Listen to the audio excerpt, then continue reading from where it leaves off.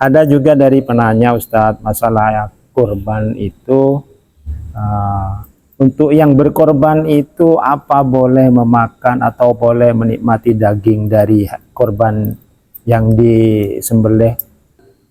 Umpama lupa Masih bisa, masih diperbolehkan niat di pagi hari misalnya. Tapi sebelum sarapan kan gitu ya Ustaz. sebelum Pas nanti ingatnya pas sudah sarapan baru ingat dulu saya mau puasa gimana ini. Iya. Assalamualaikum warahmatullahi wabarakatuh. Alhamdulillah di kesempatan kali ini saya sudah berada di masjid dan saya didampingi oleh yang terhormat Ustadz Muhammad Syafi'i Mudakir. Beliau adalah narasumber malam hari ini karena banyaknya pertanyaan ke LTM NU Kecamatan Bundeng, khususnya yang dipandu oleh saya sendiri sebagai Ketua LTM. Dan saat ini pertanyaan sudah ada di sebagian, sudah tercatat, dan nanti kalau ada pertanyaan mungkin dari pemirsa bisa lewat channelnya LTM NU Kecamatan Bundeng. Nah, assalamualaikum Ustadz, bagaimana kabarnya? Alhamdulillah. Malam hari ini Baik. alhamdulillah kayaknya Ustadznya ini lagi seger, mungkin lagi happy katanya anak-anak sekarang itu. Begini Ustadz, ini banyak pertanyaan yang masuk ke channelnya LTM NU Kecamatan Bundeng dan sudah saya tampung dan saya catat satu persatu, dan malam hari ini bisa saya sampaikan ke panjenengan. Semoga panjenengan memberikan keterangan, pemaparan, penjelasan pada pertanyaan yang datang dari para pemirsa. Nah, untuk pertanyaan pertama langsung Ustadz ya, karena ini suasana dari bulan Dzulhijjah, sudah mendekati Idul Adha. Banyak pertanyaan yang berkaitan dengan hari raya Idul Adha. Nah, untuk saat ini kan orang biasanya disunatkan untuk berpuasa. Nah, itu bagaimana cara puasa, untuk niat puasa dari Tarwiyah dan juga puasa Arafah, itu untuk niatnya bagaimana itu, biar orang paham cara niatnya. Ya, bismillahirrahmanirrahim. Mengenai niat sholat sunnah, baik itu tarwiyah atau Arafah, maka lafadz niatnya adalah nawaitu shoma arafatah sunnatan lillahi ta'ala. Itu lafadz niatnya. Atau tarwiyah, nawaitu shoma tarwiyatah sunnatan lillahi ta'ala. Tapi yang paling penting yang perlu kita ketahui mengenai masalah niat puasa, jadi dalam puasa itu kan ada dua, ada puasa sunnah, ada puasa wajib. Dan ini hampir berbeda. Kalau puasa wajib seperti bulan Ramadan, jadi niat puasa ini dimulai semenjak terbenamnya matahari sampai terbitnya fajar shodiq. Itu niat puasa wajib. Puasa wajib, baik puasa sunat atau puasa wajib, sama itu ya? Sama. Cuma ada sedikit perbedaan. Bagi orang yang berpuasa sunnah, maka seumpama lupa berniat di waktu malam, kemudian karena mungkin kesiangan atau apa sajalah yang menjadi masalah, dia itu bisa lupa berniat, maka diperbolehkan niat di waktu siang hari asalkan tidak makan sebelum keluar fajar shodiq. Jadi masih boleh itu untuk masih boleh melaksanakan niat puasa sunat itu ya, puasa tarwiyah atau Arafah atau puasa sunnah yang lainnya, jadi boleh. Tapi untuk puasa wajib bulan Ramadan, maka dalam hal ini tidak diperbolehkan, alias puasanya itu batal. Jadi kalau seumpama lupa berniat di waktu malam, ini di bulan Ramadan, Ya. maka dia itu puasanya batal karena niat itu termasuk rukun dalam puasa, termasuk rukun Puasa pertama wajib dalam itu ya, puasa, untuk baik puasa puasa wajib atau puasa Puasa sunnah. sunnah. Nah, itu perbedaannya. Ya, ya. Jadi kalau puasa sunnah umpama lupa, masih bisa. masih diperbolehkan niat di pagi hari di pagi misalnya. Tapi sebelum sarapan kan gitu ya, Ustaz. sebelum sarapan. Pas nanti ingatnya pas sudah sarapan baru ingat dulu saya mau puasa gimana ini. Iya, iya. Ya, jadi pemirsa, kalau perbedaannya wajib dan sunat. Kalau sunat masih bisa berniat di pagi hari, asalkan belum makan sesuatu atau belum kemasukan sesuatu, masih bisa melanjutkan untuk diniatkan di siang hari. Itu pagi apa? Seumpamanya niatnya ingatnya duhur belum niat, apa masih bisa itu? Nggak apa-apa. Nggak apa-apa. Nggak apa-apa, ya. Asalkan belum makan apa-apa gitu ya. Makan, masih belum minum, nanti belum makan pas minum. Terima kasih penjelasannya, Ustaz, untuk penjelasan masalah niat puasa Tarwiyah dan juga Arafah yang saat ini sudah mendekati. Selanjutnya, karena berkaitan dengan kurban, itu kan banyak orang berkurban itu. Nah, untuk penyembelihan kurban itu apa ada ketentuan khusus atau waktu-waktu yang memang dikhususkan untuk penyembelihan kurban? Apa sebelumnya ataupun sesudah Lebaran Idul Adha atau berapa hari mungkin ada ketentuannya untuk penyembelihan?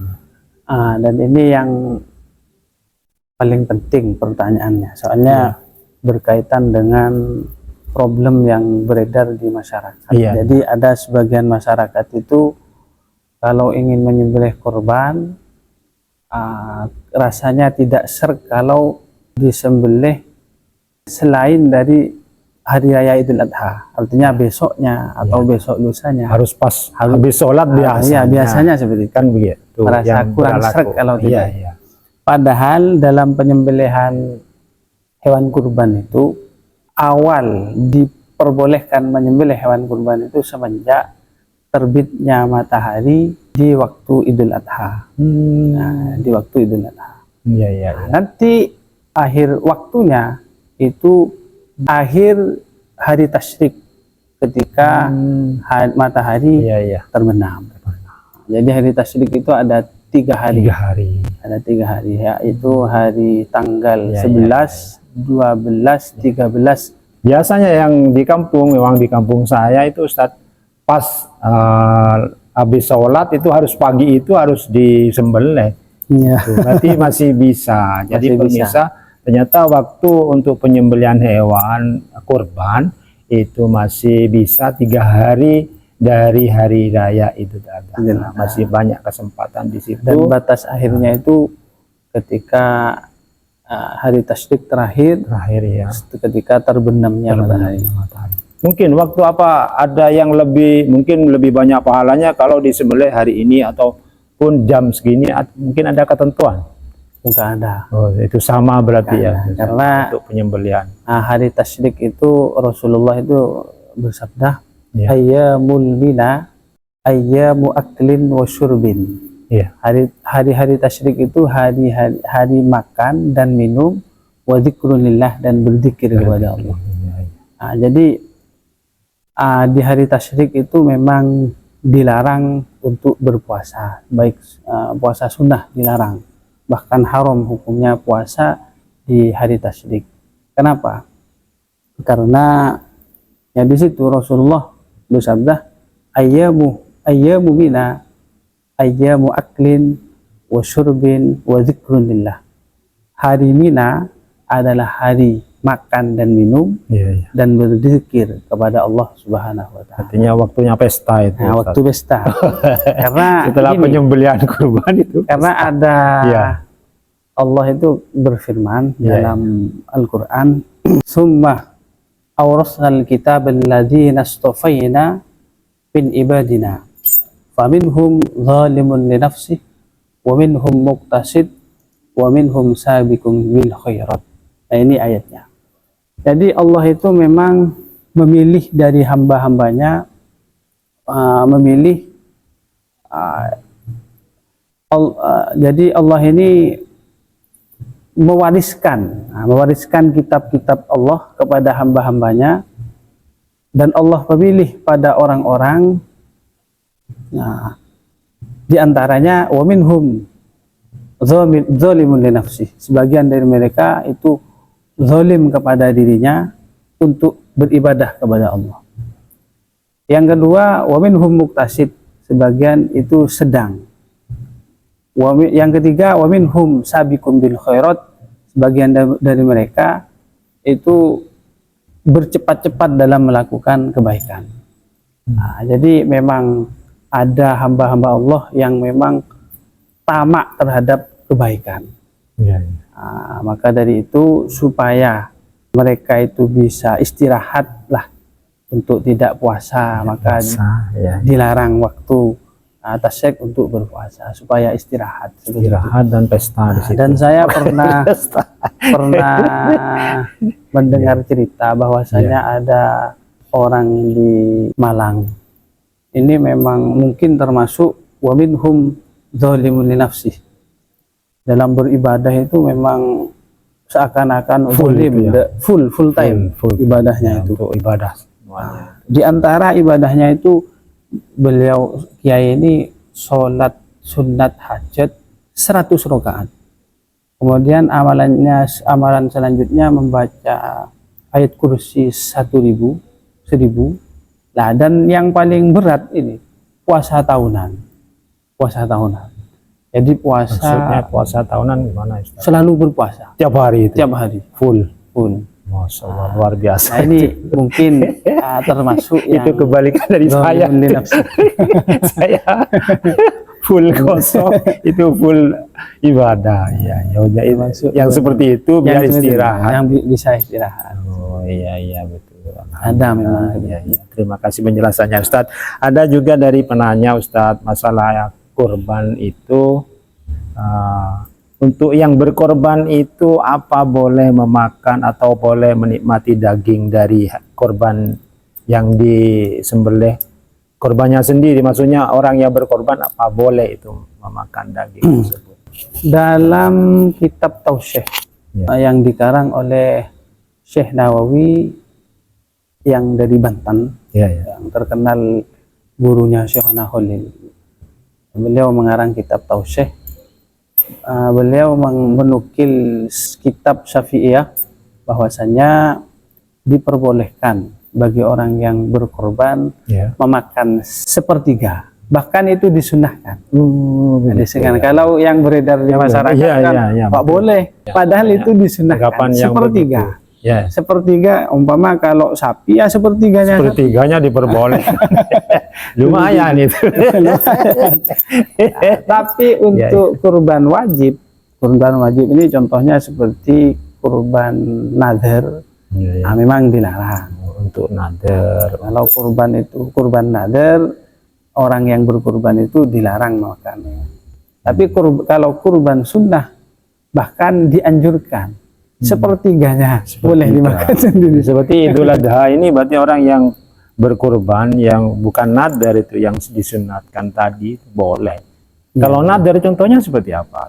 Ya kurban nadar, ya katakan nadar itu kan itu berjanji, yang mana perjanjian ini berupa ibadah. Kalau anak saya nanti lulus. SMA, saya akan ingin menyembelih hewan kurban. Ini statusnya sudah nadar ini. Maka nggak boleh itu makan hewan kurban itu. Yang satu keluarga berarti.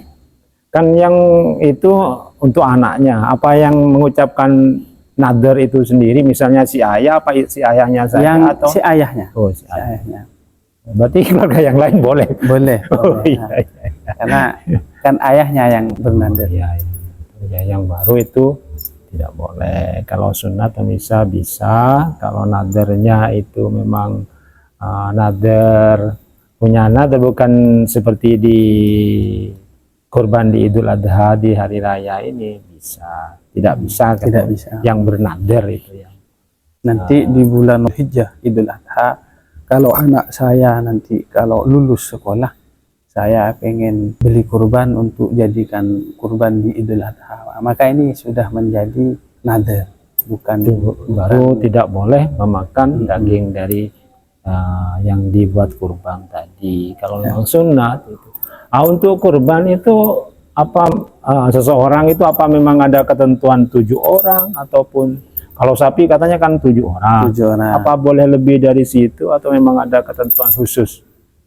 Memang untuk sapi atau sejenisnya yaitu seperti unta, memang itu khusus 7 orang. 7 orang. Nah, kalau kambing 1 orang. Kalau kambing 1 orang. Memang ada ketentuan. Memang ada ketentuan. Kurang tidak boleh atau lebih tidak boleh? Umpama kurang boleh. Boleh ya. Kalau lebih kasihan sapi.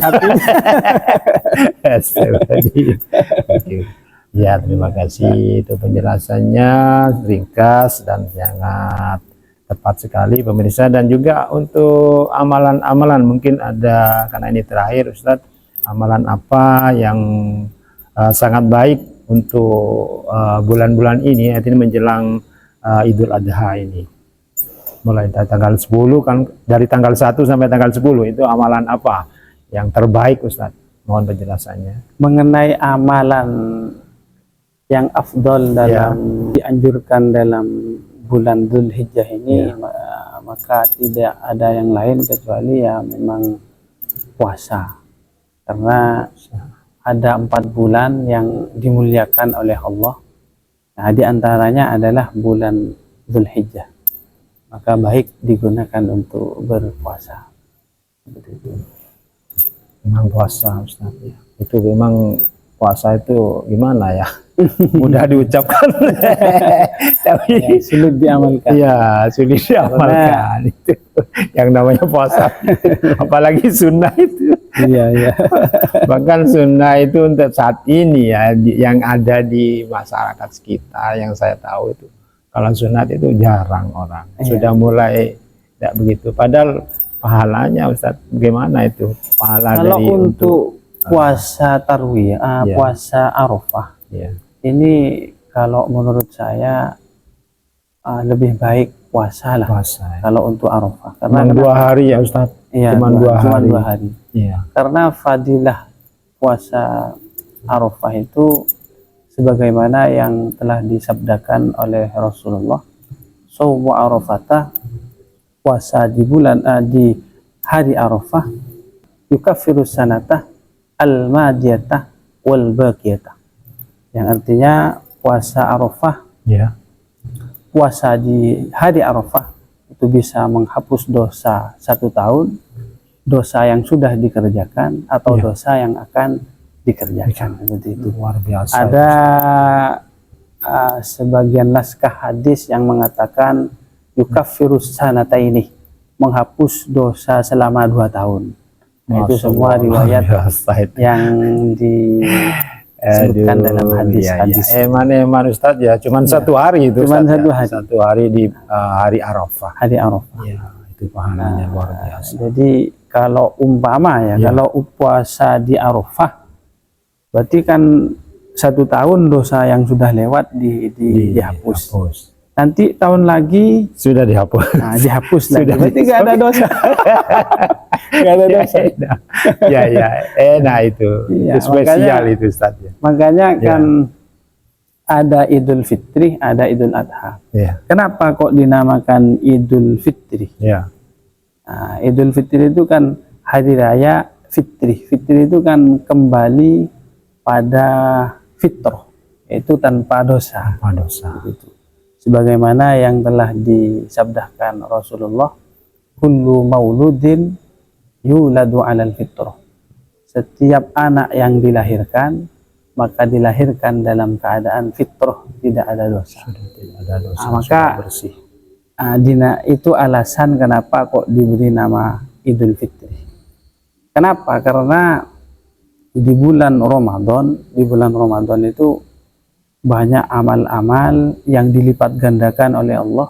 1 amal kebaikan dilipat gandakan 1000. Khusus bulan puasa itu. Khusus bulan Tapi puasa. puasanya 1 bulan itu. 1 bulan. Kalau di Idul Adha itu cuma 2 hari. 2 hari.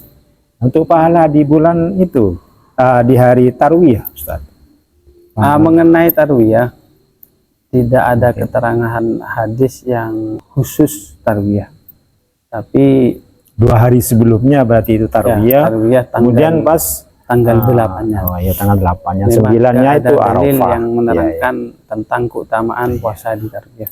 Tapi tetap ada keutamaan. Yang jelas karena di bulan Dzulhijjah itu termasuk bulan yang dipilih oleh Allah Subhanahu wa Tidak boleh dari tanggal 1 orang kan sebagian sudah ada yang puasa. Semoga kita termasuk yang puasa. Amin. Nanti ngajak ke orang untuk melakukan puasa sunnah mulai tanggal 1 sampai tanggal 10. Ternyata ya itu, semoga pemirsa setelah mendengarkan penjelasan dari Ustadz Muhammad Syafi'i Mudzakkir tadi, semoga kita paham apa yang harus kita kerjakan di bulan Dzulhijjah, khususnya mulai dari tanggal 1 sampai tanggal 10 pas Lebaran Idul Adha. Semoga kita bisa melaksanakan ya Ustadz kebaikan-kebaikan, kita tambah semua ibadah yang kita lakukan tiap hari, semoga terus bertambah ataupun meningkatkan ibadah-ibadah yang biasanya kita sholat sunnahnya 1 kali bisa ditambah 2 kali, sedekahnya juga. Jadi kalau tidak bisa kurban, mungkin amalan lain bisa Ustadz yang hampir sama. Biasanya apa itu Ustadz? Kita kan tidak bisa berkurban seperti orang lain yang memang orang punya mampu. Sedangkan yang tidak punya itu ya mungkin hanya puasa saja Ustadz. Ada suatu hadis, ada suatu cerita di mana cerita ini dikisahkan di masa Rasulullah. Ada sahabat ini datang kepada Rasulullah, wahai Rasulullah, orang-orang kaya itu banyak amalnya, yaitu sholat sebagaimana kita sholat, yaitu puasa sebagaimana kita juga puasa, yaitu berbakti kepada orang tua, kita juga berbakti kepada. Tapi ketika dia itu bersedekah, kita tidak bisa bersedekah. Nah, kemudian Rasulullah SAW memberi amalan supaya bisa menyetarai orang-orang kaya. Itu apa amalannya? Di antaranya membaca tasbih, membaca tahmid, dan membaca Subhanallah, Alhamdulillah, La ilaha illallah, Allahu akbar, wa la haula wa la quwwata illa billah. Dan ya itu amalan yang seperti itu. Nah, itu termasuk sedekah juga Ustadz ya, termasuk sedekah. Yang tidak mampu untuk bersedekah baca itu saja. Itu insya Allah sama nanti. Alhamdulillah, itu keterangannya pemirsa.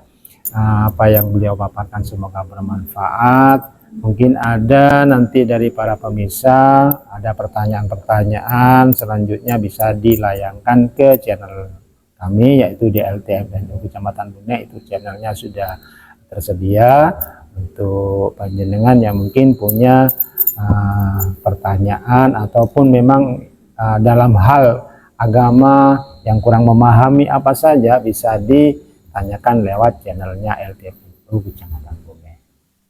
Terima kasih Ustadz penjelasannya. Semoga Ustadz tetap sehat dan bisa ketemu lagi Ustadz, bisa melanjutkan untuk tanya jawab di channelnya LTMNU ini. Nah begitu pemirsa, saya yang bertugas mohon undur diri dulu. Insya Allah di lain kesempatan kita bisa jumpa lagi, tetap di channelnya LTMNU Kecamatan Bonek bersama NU Masjid Berdaya Jemaah Sejahtera. Assalamualaikum warahmatullahi wabarakatuh. Waalaikumsalam. Terima kasih Ustadz.